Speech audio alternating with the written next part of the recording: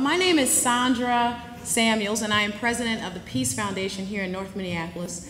And I have the distinct honor of asking you for money.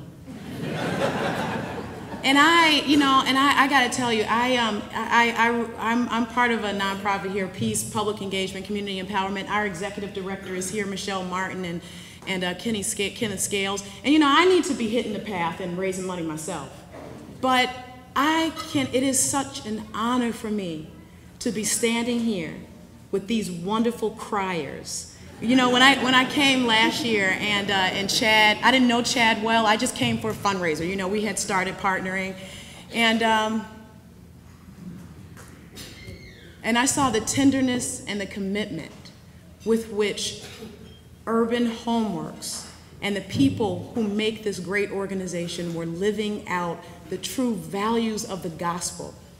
I was so touched and wanted to be a part of it in any way. And so, we gotta give. And I wanna talk to you a little bit today because the reason, I know there's so many things you could be giving to. And I know that our economy is upside down. I know that we're worried about so many things. I know that we are at a critical moment right now where as a country we really have to come together and be unified. And I gotta tell you, what we really are called here today to do, I think, is to help Urban Homeworks face our communities, our country's giants. So I want to talk to you really quickly about facing giants and how I see them doing that time and time again. Many of you, everybody here has probably heard of the wonderful Judeo-Christian story of David and Goliath, right? And we love it.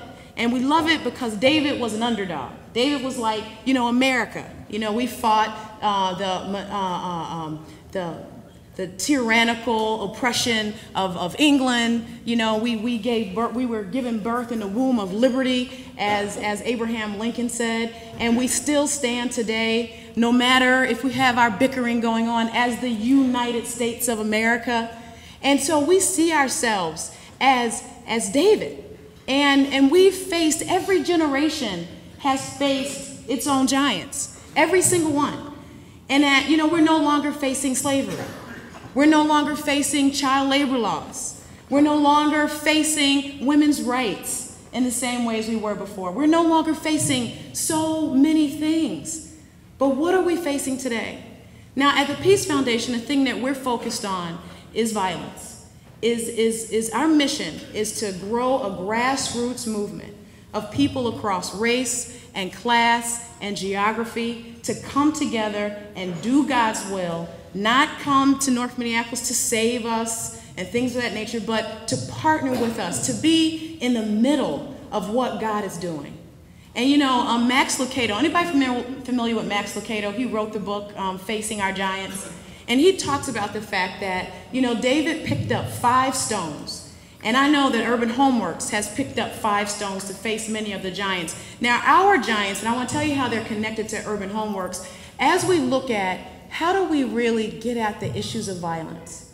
How do we really make a difference and come across differences? It seems so big. The giant is so intractable. In fact, I want to take just a moment, because every time I talk, I always like to remember the people who have died in our city this year, because it's so real what we're doing and so interwoven with what you're doing here today. And no other group of people in our city are more impacted than our children. In fact, Marion Wright Edelman said that the most dangerous intersection in America was the intersection of race and poverty. Urban Homeworks knows that. That's one giant or 2 giants that they take on a regular basis. And so if we could, for a moment, just remember some of the people. February, Damon Reed was murdered. He was a 4-year-old. And I don't know if you remember that story. He was stomped to death by his aunt, and his 2 smaller cousins looked on. And then there was David Fields. He was 17. I'm only reading the youth to you, by the way. David was 17. And then there was Navarro Andrade. He was 14. And then there was LaJoseph Burgess. He was 21. And then there was Antoine Turner, and he was 23. Darius Robertson, and he was 18. Abduli Abdi, 18. Jaquise Brown, she was actually 16. And then there was Robert Shepard, who was 10. Joseph Sod, who was 20. Jewel Burnett. Jewel was actually 28. Then there was Tyrone Hamilton, who was 23. And then there was Darius Miller, who was 19. Ahmed Ali, who was 20. Abdishakar Hassan, who was 21. These are all our children who were here at the beginning of the year and are no more. And while I talk about the violence that besets them, and by the way, I went up to 24 because I don't know if you knew, but in Minneapolis, the leading cause of death for children between the ages of 15 and 24 is homicide. And I gotta tell you that what we know is that homicide and violence are just symptomatic of much bigger problems. And it has everything to do with the context in which we live. And I keep seeing Urban Homeworks picking up a stone and being like a tipping point. You've heard of a tipping point before?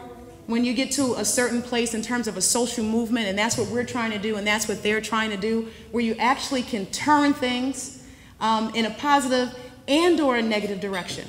And I keep seeing them do that because the giants that we're facing around violence, around slumlords, around foreclosures. And let me say something. I know Chad and Dan have mentioned foreclosures quite a bit, but because of foreclosures, we have a new homelessness group called Children in our community. Nellie Stone Johnson is a school here, and they have 700 youth. 50 of them are homeless. And you know what happens when a child is homeless? They're not studying. They're preoccupied. They're feeling quite hopeless. They're wondering what tomorrow might be like.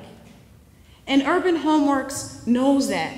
They know that. That's why they, like David, you know, here's a wonderful thing about David, is that, and let me tell you the 5 stones that David used, because I keep seeing them do that time and time again. But one of the stones, the first stone that he used, was a stone of the past. David remembered that he had beaten lions and bears before. And there is a man named G. Vickers who has said once that the landmarks of political, economic, and social history are the moments when some condition passed from the category of the given into the category of the intolerable.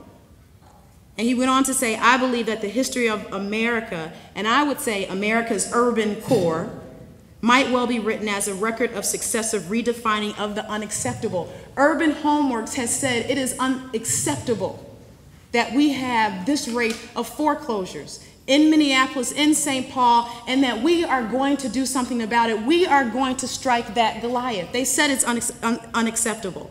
You know, in Minneapolis, we have had, since 2007, over 5,000 foreclosures. 50% of them were in North Minneapolis.